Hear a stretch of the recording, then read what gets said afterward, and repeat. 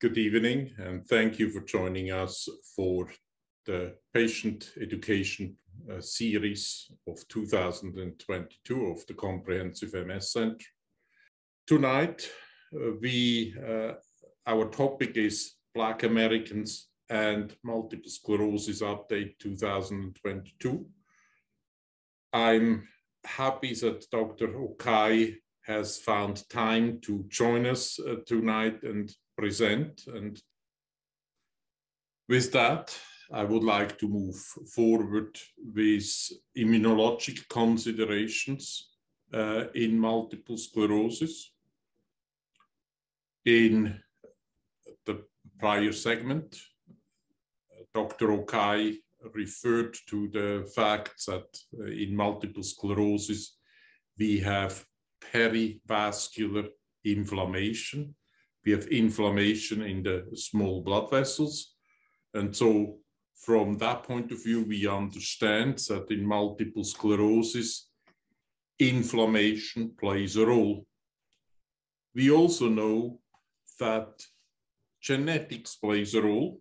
And we have seen that, for example, in families where the mother has multiple sclerosis, children have a slightly higher risk, but nevertheless higher risk for multiple sclerosis. It's not significantly higher in terms of percentages. It's still in the 2 to 3% range, but nevertheless it's higher compared to the general population where the risk is about 0.1%.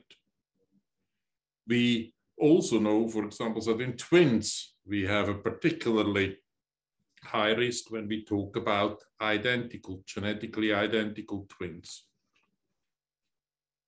We recognize that there are factors that we call environmental factors that play a role. One of the environmental factors that plays a role is, for example, Epstein-Barr virus. We know that vitamin D plays a role. And then lifestyle choices, for example, smoking and high salt intake have been linked to the risk of multiple sclerosis. And based on what I mentioned at the introduction with respect to presence of inflammation in the central nervous system, the brain, spinal cord, and the optic nerve, there can be sites for inflammation in multiple sclerosis. We know that the immune system plays a role. And so from that point of view, when we think of multiple sclerosis, we have different factors that ultimately affect an individual's risk for multiple sclerosis. We also know that this is not a genetically simple trait, such as, for example, sickle cell disease, where a single mutation can affect a person's risk to be a carrier. And if mom and dad have these genetic mutations or genetic variations, then the child has a higher risk for sickle cell disease. In multiple sclerosis, the genetic endowment is much more complex. We call it, therefore, a complex genetic disorder. As was already shown previously, we see in multiple sclerosis inflammation around the small blood vessels. And when you are looking at these slides over here and concentrate on the left side, what you see as these little almost hair going around, these are the small blood vessels around which in multiple sclerosis inflammation can occur. And so when we think of the choreography, when we think of the pathophysiology of an MS lesion, we think the fact that something breaks tolerance. By tolerance, I mean that normally our immune system doesn't attack us. Our immune system protects us against bacteria, against the environment. But in autoimmune diseases, like multiple sclerosis, the immune system starts to attack the body itself. And from that point of view, we have then targets that are essentially affected. You know autoimmune diseases. It was mentioned type 1 diabetes, where the islet cells are affected. These are the cells that produce insulin. In multiple sclerosis, the target of the immune response is the central nervous system, the brain, the spinal cord, and the optic nerve. And when we think about how the immune system attacks, we think at individual steps that may be involved in this activation of an immune response, and you see the next step, and then reactivation in the central nervous system. Why is this important to think in this way about how a lesion in multiple sclerosis can occur? Because this affords us then to look at different steps of how MS evolves and design medications, interventions that may interfere with these steps. More later about this different steps and how they are looked at through medication. Now, we talked about that in African Americans, Black Americans, the initial presentation can be more in the spinal cord due to transverse myelitis, that motor symptoms are also more present. And so that raises then the issue, what happens in the disease process of multiple sclerosis? Well, you have seen the inflammation in the prior slide. This inflammation leads to demyelinization of the nerve cells in the central nervous system. Ultimately, the body tries to restore function and has certain mechanisms to do this. For example, by distributing certain channels along the axon to help transmit neurologic signals. But if this happy scenario over here where myelin is restored doesn't occur in the nerve cells, then we also have cell death. We have loss of nerve cells. So when I think of multiple sclerosis, I think both of the inflammations that leads to demyelinization and then the reparative mechanisms of the body, remyelination.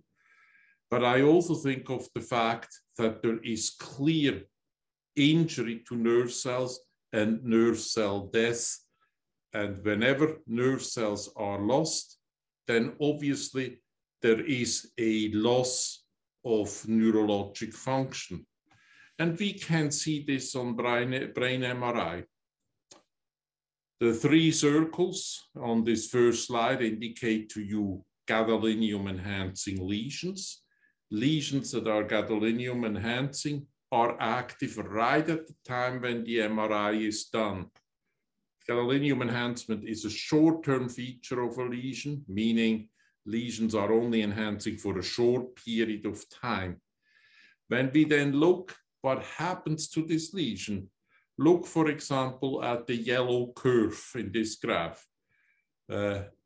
Initially, before the lesion becomes a lesion, you see how the tissue is normal. So all these curves are on top of the graph. Once the lesion occurs, the yellow lesion never comes back to the top line where it was before. This indicates to you that in an area that has become a lesion, there is perpetual or enduring injury in that particular area. And so when we think of multiple sclerosis, we think of a process that is partially reversible, but also is associated with significant neuroaxonal injury. Now put this to the spinal cord, for example, where if you think of the spinal cord, it's essentially the connector between the muscles and the brain. When the spinal cord is injured because of its size, it's very likely that it's going to have symptoms. And when it's repetitively injured, obviously it's very highly likely that the person will have enduring symptoms from all of this. And just think of how important the spinal cord is, because it brings information from the body to the brain, feeling, touching, handling. It also controls functions, bodily functions, such as, for example, the bladder. And so when we think of MS, there is a part of the disease that is irreversible, and that also affects how we look at MS and what we want to do with the disease process and why we want to intervene early in patients during the course of the disease.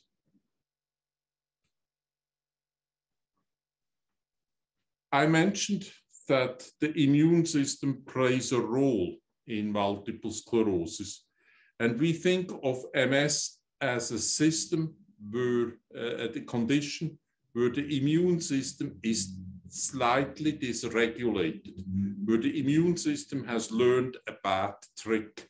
It is the tricks that that it starts to attack the body itself.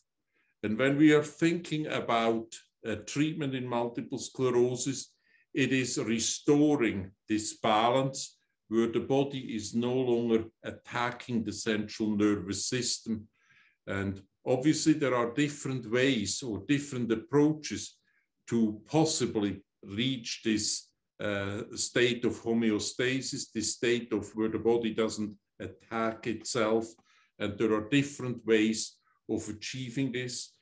And we will look at the different modes of action, different mechanisms of action of medications that we have in multiple sclerosis in our armamentarium. An interesting group of individuals where we can kind of look at what the immune system does are identical twins. And the reason why they are interesting, because they share the same genome, they share the same genetic for the greater part. And in general, identical twins are brought up at the same time. They are in the womb at the same time. They are born, they are fed, and they are brought up in the same environment. So from that point of view, they are as close to as two individuals will be before birth and after birth as it's possible. Yet, only about 35% of 25 to 35% of identical twins share the fact that if one has MS, that the other one also has multiple sclerosis. If we look by MRI, there is some subclinical disease in another 15% by MRI when we see lesions on the brain scan. But about 50% don't have MS. So identical twins form a possibility to look at what actually happens to the immune system when a person develops multiple sclerosis versus a person that has the same genetic makeup that doesn't have multiple sclerosis.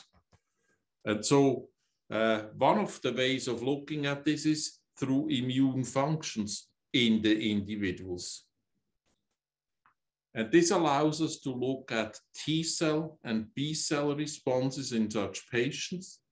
And what has become clear, and what we have already discussed a little bit, that this is a gradual change. So patients or these identical twins that develop multiple sclerosis have expansion of autoreactive, of self-reactive immune cells well before they start to develop multiple sclerosis symptoms.